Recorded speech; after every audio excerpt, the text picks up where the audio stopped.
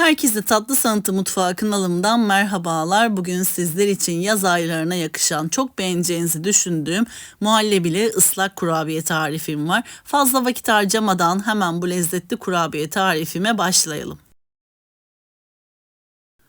Öncelikle tarifimizin muhallebisini yapmakla başlıyoruz. Çünkü muhallebimizi dinlendirip buzdolabında soğutup ondan sonra kurabiyelerimizin üzerine dökeceğiz. Dinlenen muhallebi çok daha lezzetli oluyor. 7 su bardağı sütümüzü uygun bir tenceremizin içerisine dökelim. Kullanmış olduğum su bardağı ölçüm 200 mililitredir.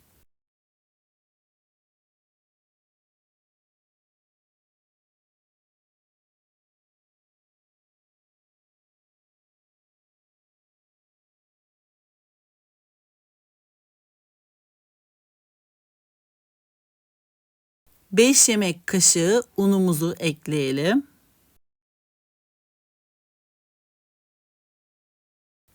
4 yemek kaşığı mısır nişastamızı ekleyelim. Mısır nişastası yerine dilerseniz buğday nişastası da ekleyebilirsiniz. El çırpıcısıyla karıştıralım. Bu aşamada ocağa almıyoruz. Un ve nişasta topaklanma oluşmaması için önden böyle soğukken sütümüz karıştıralım. Sonrasında diğer malzemeleri ekliyoruz. 1 adet yumurtanın sarısını ekleyelim. Çırpmaya devam edelim.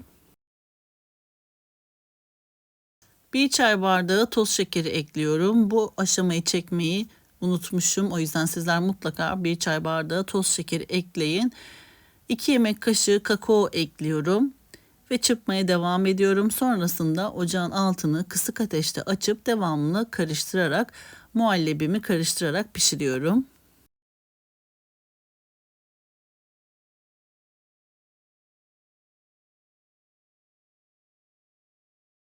Muhallebimizi kısık ateşte pişirdik. Gördüğünüz gibi biraz koyu kıvamlı muhallebi olacak. Tereyağımızı ekledikten sonra akışkan hale gelecektir. El çırpıcısıyla karıştıralım. 2 yemek kaşığı tereyağı ve 1 paket yani 5 gram toz vanilya ekleyelim. Karıştırdıktan sonra ocağın altını kapatalım.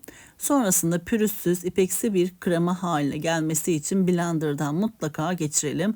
Ben yaklaşık bir 4 dakika kadar blenderdan geçirdim. Akışkan, kıvamlı, ipeksi bir görüntü oluşmasını istediğim için bu şekilde hazırladım. Muhallebimizi bir kenara alalım. Muhallebimiz soğuyana kadar bir kenarda bekletelim. Üzeri kabuklaşırsa eğer tekrardan bir çırpın, blenderdan geçirebilirsiniz. Kabuk bağlamaması için de dilerseniz üzerine streç film geçirebilirsiniz. O şekilde kabuk bağlamayacaktır üzeri. Şimdi hemen kurabiyemizin hamurunu yapmaya başlayalım. 1 adet yumurtamızı uygun bir kabımızın içerisine kıralım. 1 çay bardağı toz şekeri ekleyelim. Benim çay bardağım biraz büyük olduğu için yaklaşık 150 mililitrelik ölçüsündeydi. 125 mililitrelik ölçüsünde toz şekerini ekleyebilirsiniz. Yumurta ve toz şekerini el çırpıcısıyla şöyle bir karıştıralım. Karıştırdıktan sonra diğer malzemelerimizi ekliyoruz.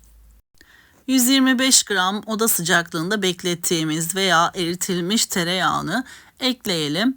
Ben tereyağımı biraz erittim. O şekilde ekledim. Tereyağımızı ekledikten sonra 1 su bardağı sıvı yağ ekleyelim. Bu malzeme ölçüleriyle tam 48 adet kurabiye elde ettim. Muhallebili ıslak kurabiyeyi 48 adet değil de daha az yapmak isterseniz bütün ölçüleri yarı olarak azaltın, daha az sayıda elde edebilirsiniz. Ama 48 adet için bu ölçüler tam ölçülüdür. O yüzden hiçbir şekilde malzemeniz israf olmayacak. Hem muhallebiniz hem de kurabiye hamurunuz tam yetmiş olacak. 2 yemek kaşığı dolusu kakao ekliyorum. Ve tekrardan el çırpıcısıyla bu malzemelerimi çırpıyorum. 1 paket hamur kabartma tozu, 1 paket hamur kabartma tozu 10 gramdır. 1 paket toz vanilya, 1 paket toz vanilya 5 gramdır. Ekleyelim. 3,5 su bardağı unumuzu da ekleyelim. Elimizle güzelce yoğuralım. Yumuşak, ele yapışmayan bir kurabiye hamuru hazırlayalım. Unumuzu kontrollü ekliyoruz. Ele yapışmayan bir kurabiye hamuru olduğu zaman un eklemeyi 3. bardaktan sonra bırakabilirsiniz. Benim yumurtam biraz büyük olduğu için 3,5 su bardağı un oldu. Eğer küçük yumurta ile yapacaksanız 3 su bardağı da yeterli olabilir. Unu kontrollü eklemeye özen gösterelim. 3,5 su bardağı 200 mililitrelik su bardağı ölçüsünde ekledik. Elimizle güzelce yoğuralım. Yoğurma işlemini tamamladıktan sonra hamurumuzdan parçalar kopararak avucumuzun içerisinde yuvarlayalım. Ve yağlı kağıt serili fırın tepsimize aralıklı bir şekilde şekil verdiğimiz kurabiye hamurlarımızı dizelim. Kurabiyelerimize şekil verdikten sonra önceden ısınmış 180 derecelik fırın ayarında kurabiyelerimizin üzeri çatlayana kadar pişirelim. Ben fırınımda yaklaşık 15 ila 18 dakika aralığında tuttum. Sizler de lütfen 15 dakika olduğu zaman kontrol edin. Üzeri çatlamışsa eğer fırından alabilirsiniz. Kurabiyelerimiz fırında pişerken bir yandan kurabiyemizin şerbetini hazırlayalım. Uygun bir kabımızın içerisine 1 su bardağı toz şekerini dökelim. 1 su bardağı sütümüzü dökelim ve karıştıralım. Süt birazcık kaldı. O yüzden miktarı biraz azaltabilirsiniz. 1 su bardağı yerine 1 su bardağından 2 parmak eksik olacak şekilde süt ve yarım su bardağı toz şekeri de ekleyebilirsiniz. Kurabiyelerimiz fırından çıkar çıkmaz hemen sütlü şerbetli karışımımıza batırıyoruz. Kurabiyelerimizi birkaç saniye ıslatıyoruz. Çok fazla sütlü şerbetin içerisinde tutmuyoruz ki kurabiyelerimiz çok fazla ıslanıp dağılmasın. 2-3 saniye kadar tutup çekmeniz, videoda gösterdiğim gibi o kadar süre içerisinde batırıp çıkarmanız yeterli olacaktır. Kurabiyelerimizi hemen bir borcama diziyorum.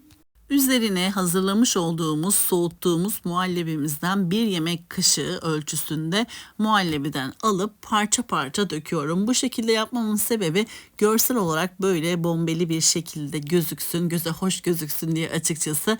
Dilerseniz muhallebinin hepsini tek bir hamlede borcamın üzerine dökerek düz bir spatula ile her tarafını düzleyerek de hazırlayabilirsiniz. Ama benim yaptığım gibi yaparsanız görseli gerçekten çok şık, çok güzel oluyor. Dilerseniz bittikten sonra üzerine kakao serpebilirsiniz veya çikolata soslarıyla çizgiler yaparak şekil oluşturabilirsiniz. İstediğiniz gibi süsleyebilirsiniz veya kuru yemişlerle toz antep fıstığı, file bademle de süsleyebilirsiniz. Tatlımız sunuma hazır. Gördüğünüz gibi tam bir görsel şöleni. Gerçekten lezzeti de muhteşem. Ben bu tatlıyı kızımın sınıf arkadaşları için yaptım. Anında bitirdiler. 1-2 dakika içerisinde bütün tatlı bitmiş oldu. Çok beğendiler. Sizler de çocuklarınıza, sevdiklerinize, özel misafirlerinize yapabilirsiniz. Sizler yakından kurabiyenin iç dokusunu izlerken ben de sizler için küçük bir hatırlatmada bulunmak istiyorum. YouTube kanalıma henüz abone olmadıysanız YouTube kanalıma abone olmayı, paylaştığım videolarıma beğeni bırakmayı lütfen unutmayınız. Gün aşırı yepyeni tariflerimi kanalımda sizler için paylaşıyorum. Anında haberdar olabilmek için bildirim zilini lütfen açınız. Böylelikle yepyeni tariflerimi ilk siz görmüş olacaksınız. Tarifimi beğendiyseniz eğer sevdiklerinizle paylaşarak bana destek olabilirsiniz. Tarifimi denedikten sonra yorum kısmına düşüncelerinizi sabırsızlıkla bekliyor olacağım. Bir sonraki yepyeni tarifimde tekrardan sizlerle görüşmek üzere. O zamana kadar kendinize çok iyi bakın. Hoşça kalın.